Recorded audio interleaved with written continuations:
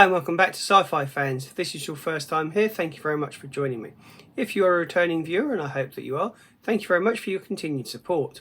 Today I'd like to talk to you about the 2021 film Antlers. So without further ado, here are my top 5 trivia points from this film. If you're unfamiliar with the film Antlers, it is a supernatural horror story filmed and directed by Scott Cooper, and it was taken from a short story called The Quiet Boy. Antlers was filmed in the same location and town as that of Rambo First Blood. At the beginning of the film there is a narration, and this is in a foreign language. That language is Ojibwe, and it is still in use today. In Antlers, the evil beast is called a Wendigo, and a Wendigo is actually the same beast that is featured in Stephen King's story Pet Sematary. However, the Indigo in Pet Sematary is largely unseen and influences the characters from a background kind of perspective. It's the evil thing that we might not necessarily see on screen, but that's the force and the presence that gives the characters their motives for their actions in Pet Sematary. Now, it's not unusual for films to have an exceeding long filming schedule or exceptionally short filming schedule, and then to be delayed and put on the shelf and not released until sometime afterwards.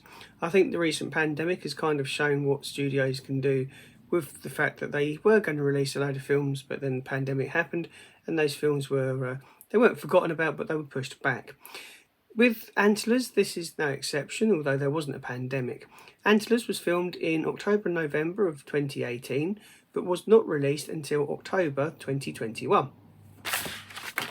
Creative license is a term that you'll hear quite often when films are being in production, and they're based on a source material such as a book or a comic. So it's not unusual for things to be changed or modified from the original source material.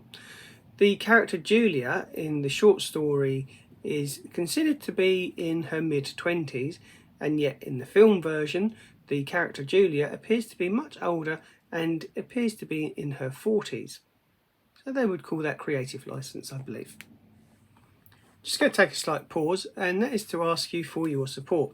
If you're enjoying this video, and I take it you are because you're still here watching, have you considered subscribing to the channel? It doesn't cost you anything, but it does help me grow the channel to my goal of 500 followers by the end of the year. How does it help me?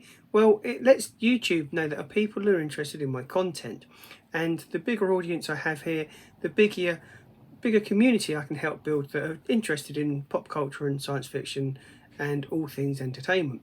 So I really would appreciate your support with helping me get to 500 subscribers, and you can do that simply by subscribing and hitting the notification bell, and that way YouTube theoretically will let you know that I've posted new content.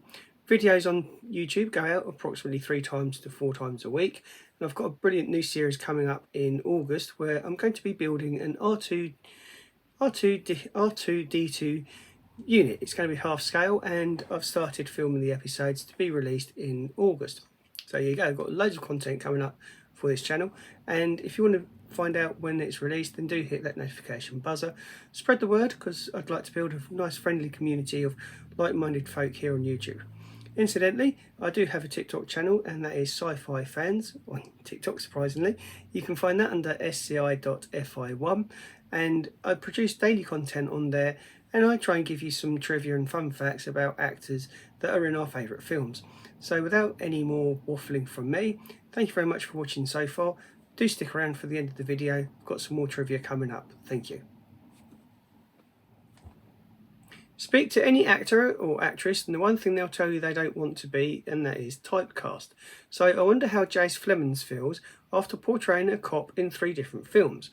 First of all in 2017 with American Made, then again in 2018 with Game Night, and finally in 2021, although this was filmed in 2018, Antlers. So I wonder how he feels about playing a cop, and whether or not he thinks that's going to be the one part that he's going to be typecast as, or known as, in his career. So that's where I'm going to wrap up this episode. Thank you so much for joining me. As I mentioned before, please do hit the like, notification and subscribe buttons, and spread the word. Thanks for your time, and I'll see you in the next video.